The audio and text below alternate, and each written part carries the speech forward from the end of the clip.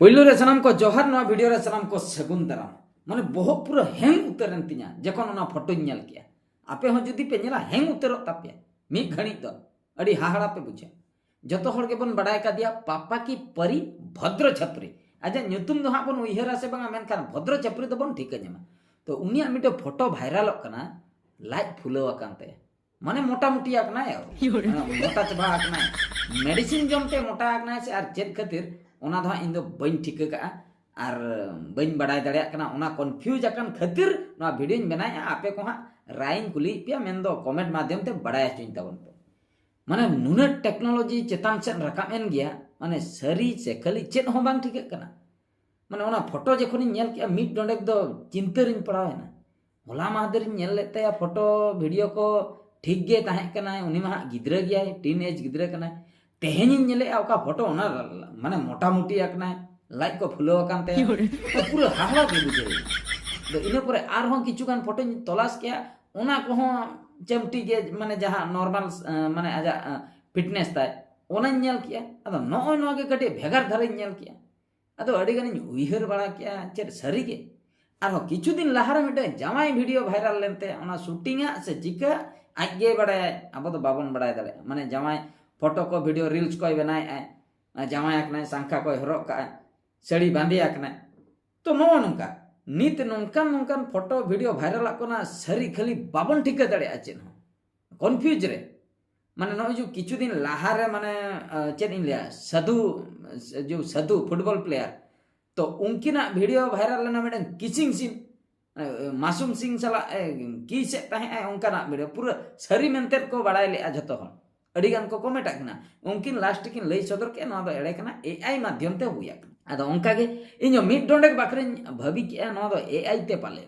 अदो ओना के पाले सरी केना एआई माध्यम ते नोनकाना नितो कमी हुयुक कना माने भाबी बाबन भाबी ती दड़ा जहां रे मनमिया उइहर जहां रे बंदो कना ओंडे खो एआई उइहर माने एआई दो मनमी के को बनाए माने ओना को जतो सिस्टम मेनखान उनी इना परे मनमी बनाव परे उनी जो जहां लकाय कमी है मनमिया उइहर तायम से रे ताहन कना नो जो चैट जीपीटी को मिटन स्क्रिप्ट मिटे स्टोरी हुडिंग जोगा मिटे टाइटल एमा में इना लतार रे साई मरी विदिन 2 सेकंड माने ने मस्त मारंग मिटन स्टोरी हजुआ हाना पिया पोने आर्टिस्ट को रोड ताहे को पूरा कंप्लीट स्क्रिप्ट हजुआ मिट नोडे करे मेनका मनमी जदी ओलाई छी तो टाइम में हतावाय ऑल इदिया इना ते दो नहीं तो तीना गान स्टोरी तारे बनाव हुया माने एआई उना डेवलप और नुई जो कुड़ी गिद्रा नुई जो पापा की परी नुई जे नंकाना फोटो को वायरल एताया आदो नितो जदी सोशल मीडिया रे हेक कतेन उनी लई के तबे तो हर को पतियो को जे नवा दो खाली कना इन दुन बेस गया नय हड़मो को नेल तिन पे इन दुन बेस गया नवा दो एडिटिंग कतेन आर बांग एआई माध्यम ते नवा दो को बदल का माने इन दो मेनखान इन दुन ठीक ठाक गया हर कन्फ्यूज रे को ताहन कना चेदा से इनके नुई हो माने तला रे हा वायरल ना सेलिब्रिटी लका माने बनाव ᱧᱚᱜ आकना सेलिब्रिटी लेका माने फोटो को उठाइते आजते तो हा ठिके दाड़िया कना से बांगा आदो मेनखान पब्लिक मा को ठिके कान गया नुया वायरल आकना ओना हिसाब ते जहाना नो नका फोटो को वायरल आकना पूरा हाड़ा को बुझेया तो ओना खातिर जदी नुई मई गिद्रा जदी कैमरा सामने ते अरबां सोशल मीडिया ते हेक कते नोआ को कथा लई ᱧᱚᱜ के तबे आर कई को सियोर को आहुना ñeñeliya boya मिसी को अदो उनी होय नेल दाड़िया कना से बाबन बड़ाया जेहेतु उनी मा एज को कम गेताया टीन एज वाला कना उना खातिर पाले हा उनका अपडेट को बाय ताहे दाड़िया कना सोशल मीडिया रे उना अपडेट ताहे बकरा थे आर मिटे ऑपरेटर दहो हुया या बखाय दो आजते जे उना नॉलेज ताहे को मेनते ना इन बइन उइहर तिउ गया अदो ओना गे नो नोंका जहां तिना गे फोटो को नितो बन नेल दाड़िया कना तो नोआ चेतान रे आपे को निहते कमेंट ताबन पे नोआ फोटो इन चेन इन चिके किया जूम की माने ओकार को लाठा किया हाना बहुत सेन कोन मांग जूम तिन अगु किया बहुत से रे नेल किया मेन नवा दो उनिया कान गया सियर लातार से नि हेना होटो ठे अडी गान को जॉइंटा माने हड़मो मी होड़ा बहुत मी होड़ा ओंडी नेल किया ओंडे हन नुन चरक ते कलर पेचिंग आकना ओंडे पूरा को जॉइंट का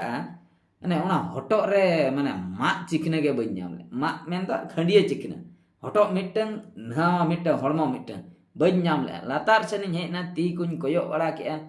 ठीक ठाक गया मोटा मोटी आर कई लातार हेना लाइट सेनिंग हेना पूरा फुलो पूरा ओरिजिनल पूरा मोटा कान लका नेलना ते रहो बइन टिका दाड़िया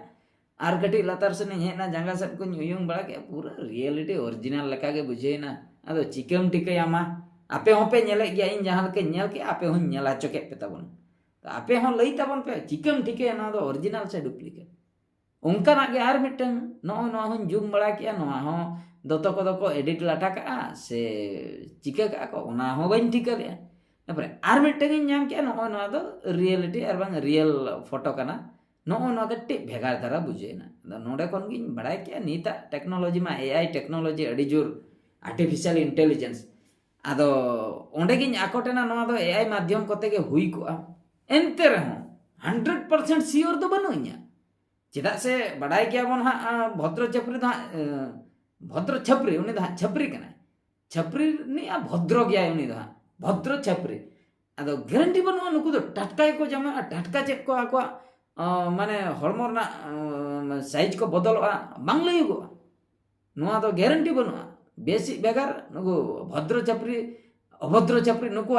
सिस्टम बेगार गया उना खातिर नुआ दो इन सियोरिटी बइन ले दरा नुआ दो एआई तेगे हुई एकना से आर चेते उना खातिर के तो आपे को मा मेतापे कान ताबना कमेंट कतन बड़ाय हचिन पे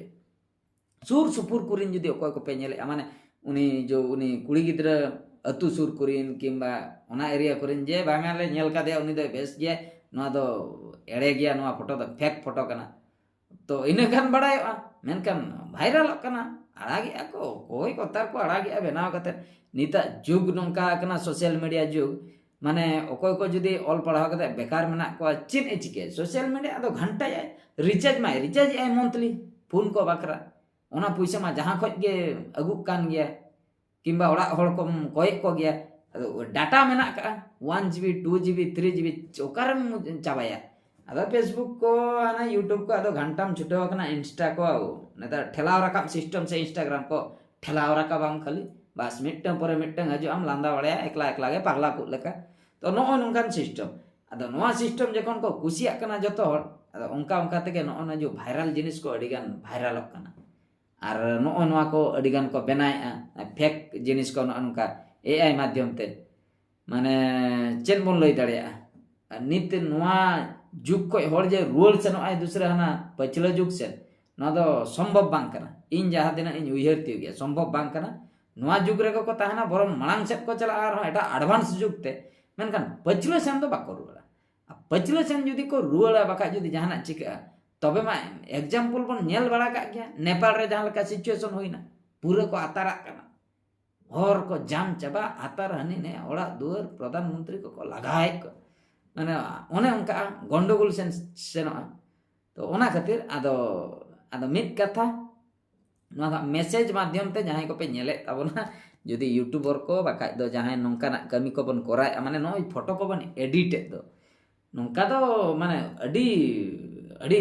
माने अडी गान एडिट दो बाय ठिकु कना अडी बलती धरा एडिट दो हाँ उनी दो मिटन कुड़ी गिद्रे कना वायरल ना ठीक गया अदो उनी दो मिटन टीनेज कुड़ी गिद्रे कना तो अदो उनी हानते नाते एडिट बड़ा कते आड़ा दो उनिया फोटो को दो इया मने तो बांग ठीक धरा कना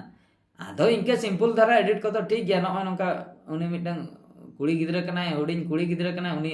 माने मोटा हचोय कना बन लाइक को बन फुलई ते नोका एडिट बड़ा कते आड़ा को दो बाय ठिकु कना जदी एडिट फोटो कान खान दो आर जदी सरी के ओंका होया कना तबे मा ओना दो आज बुझेउ दरकार आज बाखराते ओना दो बांग ठीक हुयुक कना उनी बांग कमी दरकार नोंका आर एडिट ते हुया कान खान दो एडिट वाला बांग कमी दरकार तो नो नोंका कथाओ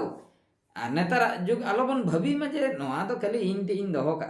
आदो कोई हो बइन देखाव का निजर ठे को हनी ठे चला उनी ले इन ते इन दोहो का इनके ते टटका गे आदो उनका चलाओ चलाओते साई मरी चलाओ का कोसन आदो वायरल आदो को लया लाका लाका लाका लाका लाका लाका जहां लाका लाका डिपार्टमेंट जहां तिना को ताहे कना उनको तो बाको बड़ाय ताहे वीडियो वायरल मुचे रे वायरल एन तायम को ठिकैया नो दो वायरल कना इने ते मा जतना चाबा लाका लाकायना को हको लाका लाकायना दिसम हol हो हाहाड़ा ते को लाका लाकायना ओने उनका कथा वायरल कथा दो बांग लई गो ओनते कैमरा ऑन गे खराब अडी सावधान तो ठीक है सनाम को नो कथा गे आर मिटे वीडियो रे बन नेपेला मा इनकान मुचे रे कमेंट ताबन पे गॉड जोहार।